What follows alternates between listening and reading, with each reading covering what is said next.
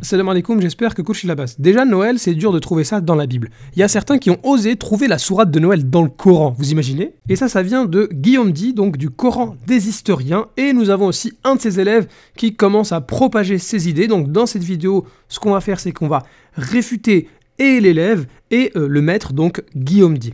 Avant cela, regardons ensemble quelle est la sourate qui porterait sur Noël selon eux. Il s'agit de la sourate numéro 97, Al-Qadr. Inna anzalnahu fi laylatil qadr.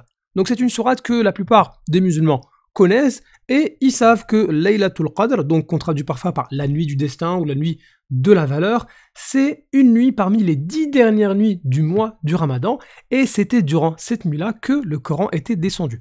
Donc tout le monde, quasiment, musulmans ainsi que non-musulmans, savent, s'ils ont étudié un petit peu, que ça parle de la descente du Coran sur le prophète alayhi salatu wassalam. Rien que la sourate d'avant, la numéro 96, elle nous montre qu'on parle de la première fois que la révélation descend sur le prophète alayhi salatu wassalam, Iqra bismi rabbikal ladhi khalaq. Et la sourate juste après, la 98, elle nous parle d'un messager qui récite de la part d'Allah ce qu'il a reçu comme révélation, donc le Coran. Sauf que nous avons des individus qui aiment bien raconter des histoires, et ils nous disent que non, en fait, ça parle pas du Coran, on sait pas ça parle de quoi, on va mettre de côté la sunna, les hadiths, etc.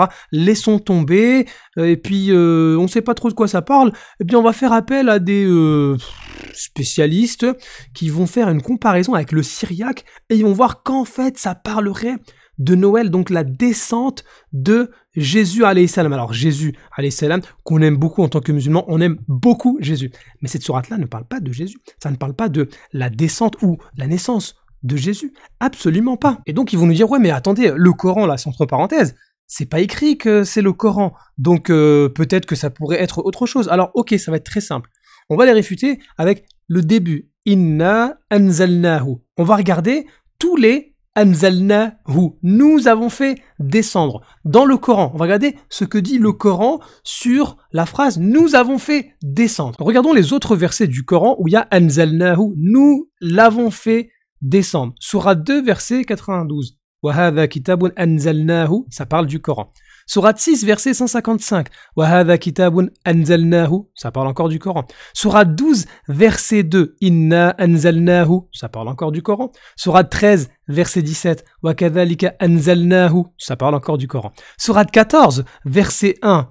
Alif Lam Ra, kitabun anzalnahu, ça parle encore du Coran. Sourate 17, verset 105, wa bil haqqi anzalnahu, ça parle encore du Coran. Sourate 20, verset 113, wa kadhalika anzalnahu, ça parle encore du Coran. Sourate 21, verset 50, wa hadha dhikrun mubarakun anzalnahu, ça parle encore du Coran. Sourate 22, verset 16, wa kadhalika anzalnahu, ça parle encore du Coran. Sourate 26, verset 198, walau nazzalnahu, ça parle encore du Coran. Sourate 38, verset 29, Kitabun anzalnahu, ça parle encore du Coran. Donc, avant même de parler de la sourate 44, lorsqu'on entend anzalnahu, ça parle de quoi? De quand on regarde les autres versets, ça parle du Coran. Nous avons 2 versets où ça parle de la pluie, mais tout le reste, c'est le Coran. Donc, lorsque quelqu'un commence sa sourate par Inna anzalnahu, il sait que le hu ici, ça concerne le Coran. Maintenant, regardez bien ici, la sourate 97, elle commence comme ça. Inna anzalnahu fi laylatil qadr. Regardez la sourate 44, c'est exactement la même chose. Hamim wal kitabil mubin, donc on parle bien du livre là, du Coran. Inna anzalnahu fi layla. Donc, qu'est-ce qui est descendu ici la nuit? Eh bien, c'est le Coran. Donc, en fait, le Coran vous réfute. Donc, merci à tous d'avoir écouté la vidéo jusqu'à là. Vous pouvez dès maintenant faire autre chose, puisque c'est fini, en fait. Arrêtez de mentir, tout simplement. Bon, ceux qui sont intéressés par les méthodes et les manipulations et les falsifications de Guillaume Di, on peut continuer la vidéo. Bon, maintenant, ce qu'on va faire, pour ceux qui sont restés et qui continuent encore à regarder la vidéo, vous ne serez pas déçus. On va commencer par écouter l'élève de Guillaume Di pour voir juste s'il a le niveau, puisque s'il est capable de nous dire que tous les musulmans se sont plantés depuis 1400 ans sur l'interprétation de cette sourate, au minimum, on s'attend à ce que cette personne-là lise correctement en langue arabe la sourate, non? Qu'est-ce que vous en pensez? Tanazzalu al-malikatu. Hop, doucement. Je rappelle que t'es censé réfuter les musulmans et les arabophones depuis 1400 ans, donc des milliards de personnes. Donc s'il te plaît, al-malaikatu, tu vas nous le relire et correctement. Merci. Al-Malikatu. Il a dit al-malikatu.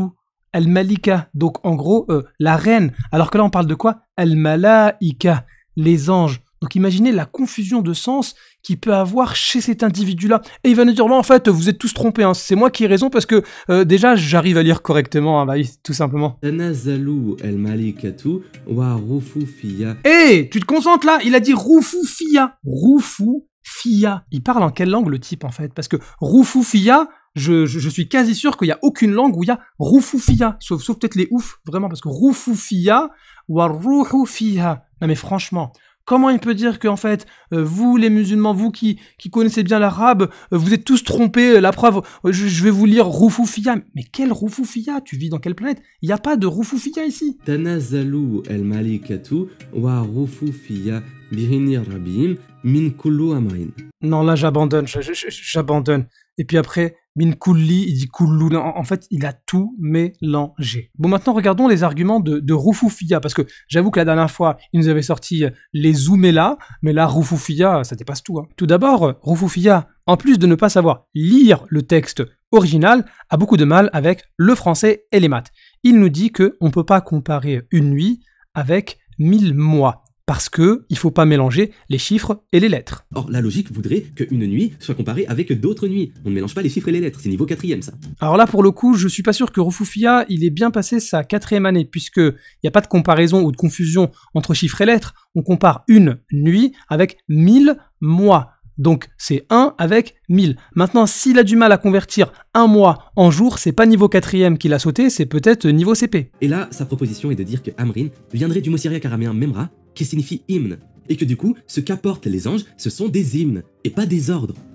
Et pour finir, le coup de grâce qu'apporte Guillaume dans le Coran des historiens. Donc là, nous avons Rufufiya qui nous dit, en fait, vous les musulmans, depuis des siècles, vous avez rien compris, ça ne veut pas dire que les anges descendent la nuit du destin avec tout ce qui sera décrété comme bien ou comme mal pour toute l'année, hein. Non, c'est pas ça, vous avez rien compris du tout.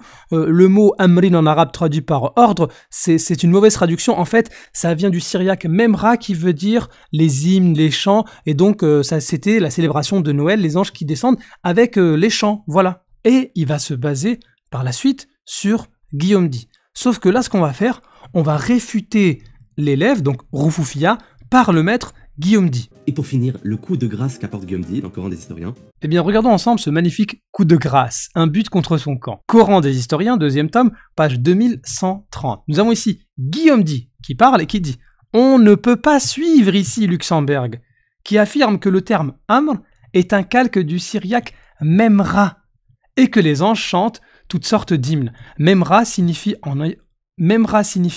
en effet discours, homélie et non hymne. » Donc en fait, le coup de grâce, il est pour qui? Il va nous dire que Guillaume Di met un coup de grâce, mais d'abord, le coup de grâce, il le met à qui? Il le met à toi. Il est en train de réfuter que Amr, ça vient de Memra. Amrin viendrait du mot syriaque araméen Memra, qui signifie hymne. Vérifiez, n'inventez pas des choses. Bon, maintenant, passons à la réfutation du Coran des historiens, donc réfutation de Guillaume Di. Lorsqu'on leur présente les sources musulmanes, la Sunna, etc., ils nous disent non, on n'en veut pas. Ok, lorsqu'on interprète cette sourate à la lumière d'autres versets du Coran, ils acceptent pas.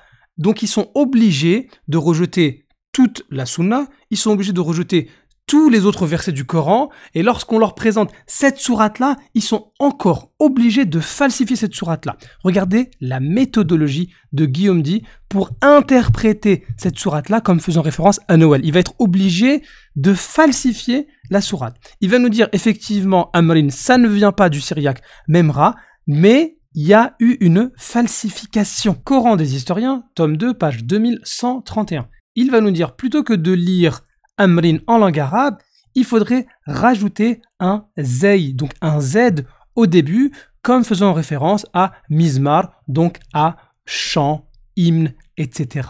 Donc en fait, il nous propose de falsifier le Coran, de rajouter une lettre comme ça, gratuit. Donc si je comprends bien, pour arriver à l'interprétation de Guillaume Di, il faut falsifier le Coran. Il le falsifie ici, et il va encore le falsifier ici. Shahrin, qui veut dire moi en langue arabe, il va nous dire non, en fait, c'était pas ça au début, c'était autre chose. Coran des historiens, tome 2, page 2128, il va nous dire que en fait, c'est pas Shahrin, moi, qu'il fallait lire, mais plutôt Sahar. Sahar, qui fait référence à une veillée, comme Al-Ashar, le fait de rester avant l'aube, la prière avant l'aube, donc la prière de la nuit. Et donc, ça fait référence aux veillées. Donc, Laylatul Qadr, donc la nuit de Al-Qadr, elle est mieux non pas que 1000 mois, mais que 1000 veillées. Et pour ça, il est obligé de falsifier le verset du Coran. Plutôt que de lire Shahrin, il va lire Sahar. Et donc, il va changer une lettre, le Ha, en Ha. Donc, vous voyez ici, Guillaume dit du Coran des historiens, il est obligé, pour interpréter sa sourate comme faisant référence à Noël, il est obligé de faire quoi? De rejeter la sunna, donc les hadiths, de rejeter les autres versets du Coran, notamment la sourate numéro 44, le début qui est explicite, mais en plus, il est obligé même de rejeter cette propre sourate-là en la falsifiant. Il va falsifier le Ha ici par un Ha, et ici dans Amrin, il va rajouter la lettre Zay. Donc en fait, finalement, ne dites pas que le Coran fait référence à Noël, dites plutôt le Coran falsifié par le Coran des historiens, et puis après, vous faites ce que vous voulez, c'est tout. Bon, maintenant, comment on va réfuter Guillaume dit? Premièrement, il n'a aucune preuve, c'est de l'invention, c'est n'importe quoi. Deuxièmement, les musulmans, depuis 1400 ans, ils récitent le Coran de cette manière-là, avec des chaînes de transmission, de professeurs à élèves, on récite tous comme ça, on l'a appris par cœur, des millions de gens ont appris le Coran par cœur, et quelqu'un va venir comme ça, le professeur de Roufoufia, il va nous dire en fait non, vous êtes trompé. Donc ça c'est complètement faux.